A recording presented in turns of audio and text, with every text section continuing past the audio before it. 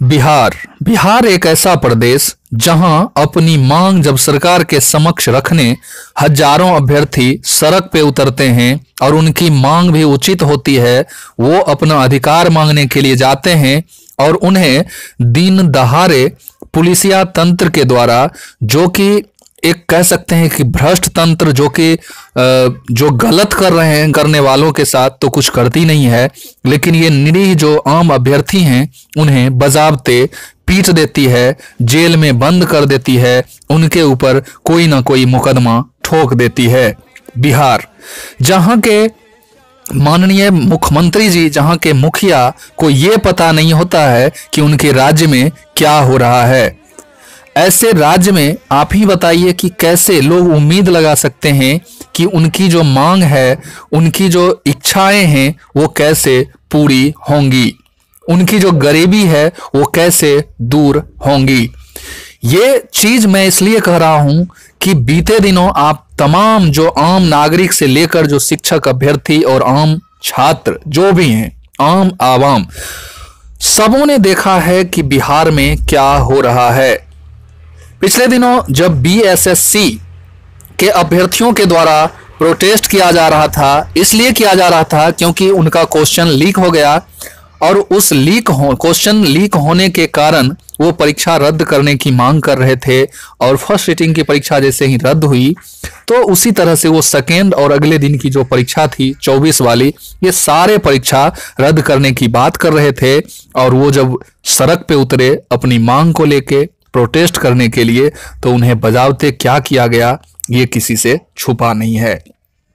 आज मैं बात करूंगा शिक्षा विभाग से जुड़ी बहुत बड़ी अपडेट के ऊपर, जो कि शिक्षक बहाली से रिलेटेड नहीं है। अगर आप शिक्षक अभ्यर्थी हैं तो भी देखिए, क्योंकि आपके लिए भी कुछ है जो मैं आपको आगे बताऊंगा। लेकिन यहां जो अपडेट निकल के सामने आई है वो शिक्षक बहाली से पहले बहुत कुछ होने वाला है, जो मैं आपको धीरे धीरे करके बताऊंगा। अब एक ऐसा सर्टिफिकेट, ऐसा प्रमाण पत्र जिसे कह सकते हैं कि जिसे रिजेक्ट कर दिया गया है। अगर 97 के बाद अगर आप यहां से प्रशिक्षित हुए हैं तो अगर आप नौकरी कर रहे हैं तो आपकी नौकरी चली जाएगी, और अगर आप नौकरी अभी तक नहीं कर रहे हैं तो आपको नौकरी नहीं मिलेगी। क्या कुछ मामला है, मैं इसके ऊपर बात करूंगा आगे, एक एक बात की मैं चर्चा करूंगा। इसलिए मैंने लिखा है कि आप भी आ सकते हैं इसकी चपेट में और कहीं आपके प्रमाण पत्र भी फर्जी तो नहीं। ये यूनिवर्सिटी है जहां से अगर आपने कोई भी प्रशिक्षण कोर्स किया है तो आपको दिक्कतें आ सकती है। और जहां तक 7th फेज की बात है तो इसकी भी हम चर्चा करेंगे। चलिए एक एक चीज हम खोलते हैं। दूसरी जो बात है, कई टीचर्स ऐसे हैं जो कि दक्षता परीक्षा में अभी भी फेल कर रहे हैं। उनकी जो एलिजिबिलिटी टेस्ट ली गई उसमें फेल कर रहे हैं, लेकिन सरकार जो है सो कसम खा रखी है कि उन्हें बार बार परीक्षा दिला के, दक्षता परीक्षा, और अंततोगत्वा उनको पास करवा के शिक्षक बनाए रखना है। और जो सारी अर्हताएं रखे हुए हैं, ऑल जो एलिजिबिलिटी होती है वो सारे उनके पास हैं, और वो सड़क पर मजबूर हैं उतरने को, और उन्हें देखने वाला कोई नहीं है। और एक वो हैं जो दक्षता परीक्षा, यानी कि कह सकते हैं कि वो उस लायक नहीं है, शिक्षक के लायक, फिर भी उनको शिक्षक बनाए रखना है। ये बिहार की दुर्दशा है। और अप्रशिक्षित शिक्षकों की सेवा समाप्त की जाएगी। इन्हें जो है एक बाउंडेशन, एक कह सकते हैं कि लिमिटेशन दिया गया था कि जो भी अप्रशिक्षित शिक्षक हैं उन्होंने अगर ट्रेनिंग नहीं किया है, प्रशिक्षण नहीं किया है, तो इतने तारीख तक, जो कि अक्टूबर माह में था, 19 अक्टूबर 2022 तक उन्हें प्रशिक्षित हो जाना था। अगर प्रशिक्षित नहीं हुए हैं तो उनके बारे में है कि उनकी सेवा समाप्त की जाएगी। दूसरी बात वही चीज यहां भी है। और उसके बाद जो है यहाँ बातें चल रही है तबादले की, यानी कि ट्रांसफर की, स्थानांतरण की, और ये सारी बातें शिक्षा विभाग से निकल के आई है। इसलिए आप तमाम जो अभ्यर्थी हैं उन्हें जानना चाहिए, और खास करके शिक्षक भर्ती का इंतजार कर रहे हैं तो ये सारी प्रक्रियाएं भी होनी है। इसलिए तमाम शिक्षक अभ्यर्थियों को भी इससे रूबरू होना जरूरी था, इसलिए मैंने यह आपको दिखाया। तो यहाँ तबादले की बात चल रही है, जो कि आप यहां देख सकते हैं कि तबादले वाली जो बात है वो, उसके लिए आवेदन जो है 25 जनवरी तक, ये बातें हैं। और चूंकि ये न्यूज जो है सो थोड़ा पुराना है, परसों का ही है, फिर भी मैं आपको दिखा रहा हूं, आप देख भी लिए होंगे। लेकिन अगर जहां तक मैं आपको शिक्षक बहाली की बात करूं तो उसकी भी चर्चा हम करेंगे।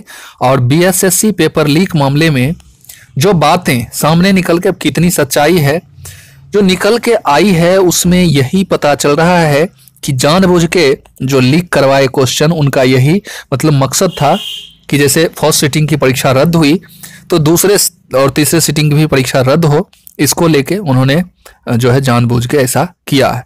तो किसी तरह से किया है, परीक्षा रद्द होनी चाहिए, मेरा मानना है और सभी अभ्यर्थियों का भी यही कहना है। बातें जो निकल के सामने आई है कि 97 के बाद अगर आपने कोई भी प्रशिक्षण कोर्स किया है टीचर बनने के लिए, और खास करके देखिए इस यूनिवर्सिटी या यहाँ देखिएगा जामिया उर्दू अलीगढ़ से, ये जो इंस्टीट्यूशन है, मतलब ये जो इंस्टीट्यूशन की बात हम करेंगे, उस इंस्टीट्यूशन से अगर 97 के बाद आपका ट्रेनिंग सर्टिफिकेट इशू हुआ है तो आपके साथ प्रॉब्लम होगी, क्योंकि 97 से पहले तक ही इसकी मान्यता थी और 97 के बाद जो है इसकी मान्यता स्वशर्त जो है सो समाप्त कर दी गई। स्वशर्त दी गई थी 97 तक, और उसके बाद अगर किसी को डिग्री इस कॉलेज से, इस यूनिवर्सिटी, इस इंस्टीट्यूट से मिली है तो उसका जो है मान्यता खत्म हो गई है, और आप अगर शिक्षक बने हुए हैं तो आपकी नौकरी जा सकती है, और नहीं बने हैं तो आपको नौकरी नहीं होगी। ये चीजें हैं। 7वें चरण शिक्षक भर्ती की अगर हम बात करें तो इसके ऊपर हमें बता दूं कि जहां तक मैंने ऑब्जर्व किया है वहां से एक ही बात निकल के सामने आती है, एक ही बात पता चलती है वहां से कि शिक्षा मंत्री जो हैं वो कुछ भी नहीं है, क्योंकि शिक्षा मंत्री को बार बार ऐसा कहते हुए सुना गया है और सुना जाता है भी कि उनके द्वारा यही कहा जाता है कि मुझसे ऊपर, रिसेंट जो इधर जो उनसे बयान लिया गया है उसमें उन्होंने स्पष्ट कहा है कि मुझसे ऊपर भी माननीय मुख्यमंत्री जी हैं, तेजस्वी यादव हैं, तो उनसे ऊपर हैं, यानी कि उनसे जो ऊपर हैं वही कुछ करेंगे, ये कुछ करने लायक नहीं है। और मुख्यमंत्री जी से पूछने पर भी, जैसे समाधान यात्रा अभी जो उनका चल रहा है उसमें उनसे पूछा गया शिक्षक बहाली पे, तो उन्होंने कहा कि जल्द जो है सो शिक्षकों की बहाली होगी, और जल्द जल्द बहुत दिनों से चल रही है, लेकिन जल्द का मतलब क्या होता है उन्हें भी नहीं पता, और कोई भी एग्जैक्ट जो एक डेट होता है वो एक टाइम देने के लिए तैयार नहीं है। तो आप ये समझ सकते हैं कि शिक्षकों की बहाली में क्या होने वाली है। तो देखना होगा कैसे होता है, क्या करते हैं ये लोग। और मैं इस वीडियो को यहीं समाप्त करता हूं, वीडियो थोड़ा लंबी हो गई है। वीडियो को लास्ट तक देखने के लिए बहुत बहुत धन्यवाद। फिर मिलते हैं किसी नई वीडियो में नई एनर्जी के साथ, तब तक के लिए जय हिंद, वंदे मातरम।